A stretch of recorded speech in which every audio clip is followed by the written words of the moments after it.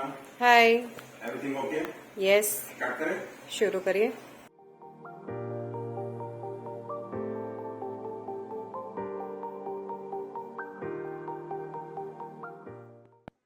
तो साथियों, शुरू करते हैं आज का शनिवारी ज्ञान सीरीज।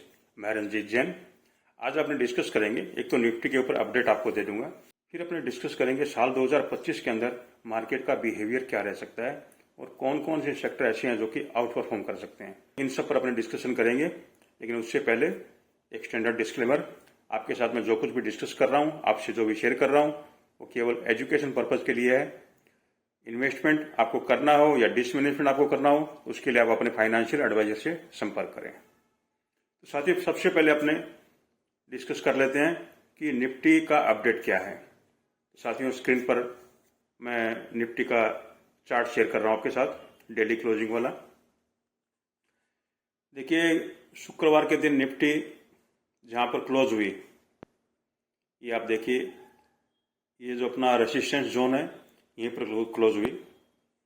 और इससे पहले जो अपने वीडियो बनाए थे, आपने देखा होगा जरूर उसको, उसमें ऐसा कैसा आपने डिस्कस किए थे कि ये यहीं पर 23,500 के आसपास रेसिस्टेंस है इसका। इसके ऊपर जाने का चांस केवल 5% है। ये वीडियो में ऐसा ही बताया हुआ है कि ऊपर अगर जाएगा तो उसका चांस केवल 5% है। बाकी ये यहीं से 400 से 500 के बीच में जाके गिरेगा। आप देख रहे हैं ये एग्जैक्टली 23,400 समथिंग जाके और वहां से गिर गया। उसके बारे में जरूर थोड़ा थोड़ा ऊपर गया, फिर वहीं जाके आज फिर उस लाइन को टच किया, फिर नीचे आके जो नीचे का अपना सपोर्ट जोन है, यहाँ पर आके मार्केट अभी खड़ा हुआ है। तो अब यहाँ से क्या हो सकता है? यहाँ से तो चांस वही है जैसा आपने ऑलरेडी डिस्कस कर चुके हैं कि अब मंडे को अगर गैप डाउन खुलता है तो ये इस सपोर्ट के नीचे खुलेगा, उसकी संभावना मेरे को ज़्यादा लग रही है। गैप डाउन नहीं खुला तो भी ये इसके आसपास ही खुलने वाला है और फिर नीचे आने की संभावना पूरी है। बट मेरे को मेजर चांस ये लग रहा है, मैक्सिमम चांस ये लग रहा है कि ये यहाँ से गैप डाउन खुलेगा। और गैप डाउन खुलेगा तो रेंज जो आपके साथ मैंने पहले डिस्कस की हुई है, उसी रेंज के अंदर ये सपोर्ट लेगा। और वो रेंज आपको बताइए हुए 22,700 से लेकर 22,900। या इधर 22,900 से घूम जाए, 800 से घूम जाए, 700 से घूम जाए, 50 पॉइंट कम या ज़्यादा ये दोनों हो सकते हैं। तो ये संभावना अभी बनी हुई है। तो इसमें नया अपने कुछ भी ऐड नहीं कर रहे हैं, केवल इतना अपना समझ लो कि जो कुछ अपने डिस्कस किए थे, निफ्टी एग्जैक्टली वैसे ही बिहेव कर रही है और अभी वहीं पर 23,100 के आसपास का जो सपोर्ट है वहीं पर खड़ी हुई है। अब मंडे को अगर ये गैप डाउन होता है तो ये जो इसका सपोर्ट रेंज है 22,900 से लेकर 22,700, ये सपोर्ट जोन क्यों है ये भी आपसे डिस्कस किया हुआ है, क्योंकि 200 दिन के जो क्लस्टर है, 200 दिन के एवरेज का जो क्लस्टर होता है, वहाँ पर ये देखिए क्लस्टर इस जगह ये क्लस्टर है, ये यहाँ पर सपोर्ट है। तो यहीं पर ये लाइन मैंने स्ट्रेट यहाँ ड्रॉ कर दी, तो आप नया देखने पा रहे हैं 22,754 आ रहा है। तो ये इसका सपोर्ट है। नई कहानी कब बनेगी? जब ये सपोर्ट टूट जाएगा। माने 22,700 का जो सपोर्ट मैं बता रहा हूँ नीचे में, 22,900 से लेकर 22,700, बाई चांस ये सपोर्ट होल्ड नहीं करता है, जिसकी संभावना मेरे को नहीं लगता है कि है। लेकिन अगर बाई चांस ये सपोर्ट टूटता है तो फिर आप समझो कि टेंशन वाला काम है। तो जब इतनी बड़ी टेंशन आने वाली हो तो सपोर्ट टूटने का कारण भी कोई बड़ा हो तो ही टूटेगा ये। और बड़ा कारण मेरे को कोई समझ में नहीं आ रहा है, कोई बड़ा कारण हो सकता है। जो कुछ भी नॉन कारण है वो सब डिस्काउंट हो रखे हैं। ये खाली लास्ट का एक पैनिक सेलिंग बाकी है, वो आ जाए तो बस ये बॉटम बन जाएगा।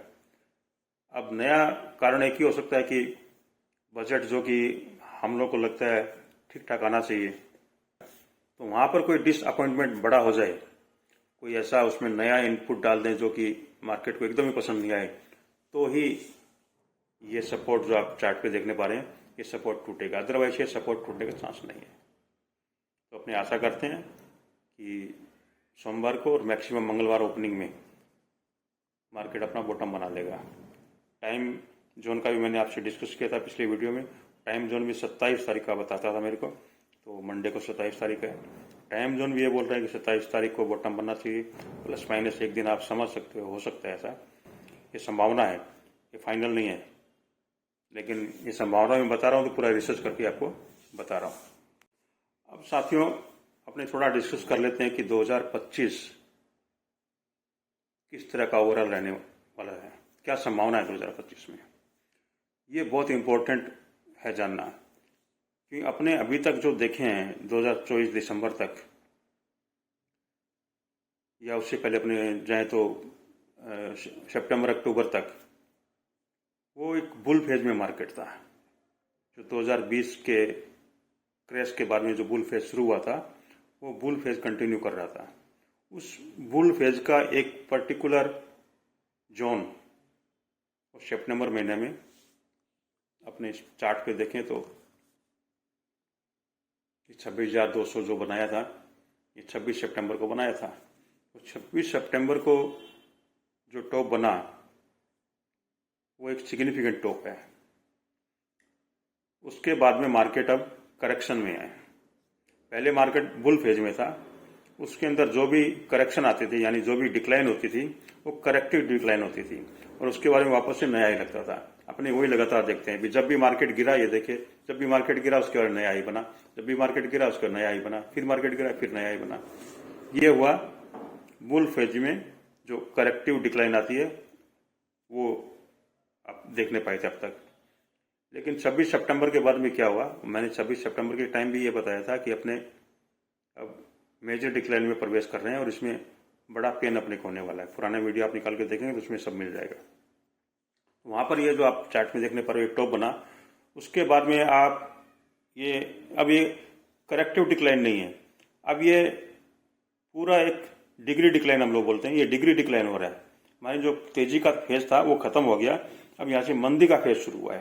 यानी पूरा जो तेजी चला उसको, पूरी तेजी को एक करेक्ट करने वाला डिक्लाइन है। तो इसका पहचान में आप देखो, पहले जैसे तेजी के बाद मंदी आता था, नया हाई लगता था, हाई लगातार आप देखने पा रहे हैं, मंदी आई तेजी आ गया, मंदी आई फिर नया आई, मंदी आई फिर नया आई।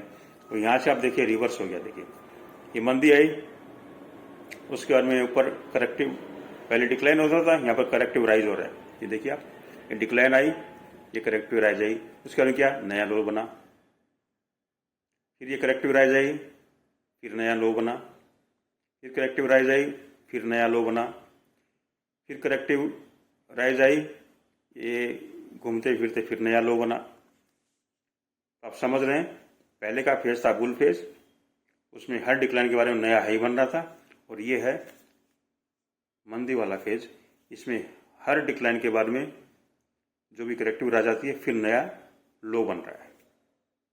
तो इसमें पेन होगा और नुकसान भी होगा, ये आपको पहले वीडियो में बताया जा चुका है। अब अपने आशा कर रहे हैं कि ये 2025 में ये इस तरह का सिचुएशन लगातार रहने वाला है। 2025 में बहुत बड़ा तेजी अभी तक तो मैं नहीं देखने पा रहा हूँ। बहुत बड़ा तेजी को डिफाइन अगर मैं करूँ तो मैं ये बताऊँ कि मैं नया हाई बनते हुए 2025 में अभी तक मेरे को नहीं लग रहा है। इसके आसपास आ जाए, 100-200 पॉइंट ऊपर नीचे रह जाए, वहाँ तक तो हो सकता है, लेकिन ये 26,000 है वो 28,000 या 29,000 हो जाए, ऐसा मेरे को 2025 में नहीं लग रहा है। यानी अपने को 2025 में कैसे काम करना पड़ेगा, लगातार सावधान रहना पड़ेगा।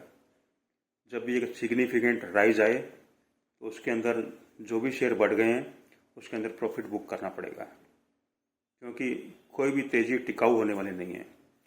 आगे अगर कुछ चीज़ चेंज हुई और मेरे को लगा कि नहीं ये मंदी खत्म करके एक बुल फेज में जाने वाला है, तो फिर मैं आपको अपडेट करूंगा कि अपने को अभी ये बाई ऑन डिक्लाइन का मार्केट हो गया है। अभी तक जो मार्केट है सेल ऑन राइज का ही है। अब मैं आपको जो आज बता रहा हूँ कि अभी यहाँ से टाइम जोन के हिसाब से और जो लेवल्स हैं उसके हिसाब से मार्केट यहाँ पर एक बॉटम बना सकता है, तो वो बॉटम भी एक टेम्पोररी बॉटम है। ये फाइनल बॉटम बन गया ऐसा मैं नहीं कह सकता। यहाँ से मार्केट तेज होगा ऐसी पूरी संभावना है, और तेज होके कहाँ तक जाएगा, तो पहले तो ये 25,000 के लगभग जाना चाहिए मार्केट, उसके बाद में फिर डिक्लाइन आनी चाहिए। तो ये सब चलता रहेगा 2025 में, ये आगे आपको जैसे वीकली या फोर्टनाइटली जो भी मैं वीडियो बनाऊंगा उसमें आपको अपडेट करते रहूंगा। तो 2025 को समराइज करूं तो आपको ये समझना है कि इसमें वन साइडेड तेजी नहीं रहने वाली है, नया हाई बनने की संभावना बहुत कम है। तो इसी तरह से आपको इन्वेस्टमेंट का आपका पैटर्न सेट करना पड़ेगा। अब ऐसे मार्केट में जो सबसे इम्पोर्टेंट चीज हो जाती है वो होती है सेक्टर का पहचान करना। जब लिमिटेड राइज हो और हर राइज के बाद में वापस से मार्केट गिरने वाला हो तो अपने को सेक्टर को आइडेंटिफाई करना बहुत जरूरी होता है कि कौन से सेक्टर जो हैं जो आउट परफॉर्म करने वाले होंगे, उन सेक्टर पे अपने फोकस रखेंगे तो फिर भी एक रीजनेबल रिटर्न मिलने की संभावना बनी हुई है। तो कुछ सेक्टर मैं आपको बताता हूं, आप उसको ध्यान से सुनिए। एक जो प्रोमिनेंट सेक्टर मेरे को लगता है कि 2025 में अपने को अच्छा रिटर्न दे सकता है वो है बैंकिंग सेक्टर।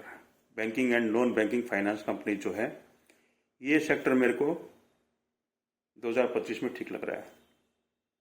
और इसके अंदर अपने सरकारी बैंकें, प्राइवेट बैंकें दोनों, कौन सा शेयर लेना है, कौन सा नाम है, वो मैं नहीं बताने वाला, वो आपको रिसर्च करके निकालना पड़ेगा। बैंकों में सभी बढ़ने चाहिए लेकिन कम ज़्यादा जरूर होगा। कोई बैंक हो सकता है 20% ही बढ़े, कोई बैंक हो सकता है 150% भी बढ़ जाए। ये तो अब आपको रिसर्च करके निकालना पड़ेगा। सेक्टर मैंने आपको बताया, बैंकिंग सेक्टर 2025 में अच्छा रह सकता है, संभावना काफ़ी है। बैंकिंग के अलावा आपको ट्रांसपोर्टेशन सेक्टर, जिसका नाम आज तक कोई नहीं ले रहा है, ट्रांसपोर्टेशन सेक्टर जो है वो भी 2025 में आपको अच्छा रिटर्न दे सकता है। ट्रांसपोर्टेशन माने जो अपने सामान इधर से उधर ले जाते हैं, इसमें बाई एयर भी हो गया, बाई रोड भी हो गया, बाई सी भी हो गया, सारे मोड ऑफ ट्रांसपोर्ट जो है आपको अच्छा रिटर्न दे सकते हैं। तो इस पर भी आप फोकस रखें। तीसरा सेक्टर जो अपने को रिटर्न तो हो सकता है थोड़ा कम देवे बट मंदी में अपने को परेशान ज़्यादा नहीं करेगा, वो है एफएमसीजी सेक्टर। इसके ऊपर भी फोकस रखें। इसमें रिटर्न जरूर आपको हो सकता है कम मिले लेकिन ये आपको अगर मार्केट गिरा भी ना तो आपको नुकसान में जाने से बचाएगा ये। तो इस सेक्टर पे फोकस करें। तो अपने भी 3 आ गए। आपने देखा कि बैंकिंग ये अपना रिटर्न देने वाला सेक्टर हो गया, ट्रांसपोर्टेशन ये भी रिटर्न देने वाला सेक्टर हो गया, FMCG return plus capital protection दोनों के लिए काम आएगा। ये 3 सेक्टर हो गए प्रोमिनेंट। इसके साइड में जो थोड़े बहुत और हैं उसमें पावर सेक्टर। पावर सेक्टर में रिन्यूएबल एनर्जी की बात मैं नहीं कर रहा हूँ, यानी सोलर, विंड, इन सब सेक्टर की बात नहीं कर रहा हूँ। मैं पावर सेक्टर में जो पावर डिस्ट्रीब्यूटर हैं उन कंपनी की बात कर रहा हूँ। जैसे फॉर एग्जांपल टाटा पावर है, ये क्या डिस्ट्रीब्यूट करता है, कहीं से बिजली खरीदता है या अपने भी बनाता है और डिस्ट्रीब्यूट करता है। तो ये जो डिस्ट्रीब्यूशन कंपनियां हैं वो उन कंपनियों के ऊपर फोकस ज़्यादा कीजिए। और साथ में जो ईवी चार्जिंग स्टेशन लगाने वाली कंपनी है, यानी ईवी का इकोसिस्टम जो भी बनाने वाली कंपनी है पावर सेक्टर में, वहाँ फोकस रखिए। इसके अलावा शुगर सेक्टर, इसके दिन वापस अब घूमने वाले हैं। टी सेक्टर, इसके दिन भी घूमने वाले हैं। तो ये आपको मैंने काफ़ी बता दिया सेक्टर, इसके अंदर आपका काम हो जाएगा। 2025 के जून 2025 तक आप थोड़ा आईटी को अवॉइड करिए और जून 2025 के बारे में आईटी को भी आप इसी सेक्टर में इंक्लूड करिए, वो भी अच्छा परफॉर्म करने वाला है। 2025 के जून के बाद में, जून तक ये सेक्टर थोड़ा मेरे को अब डाउन ट्रेंड में लग रहा है।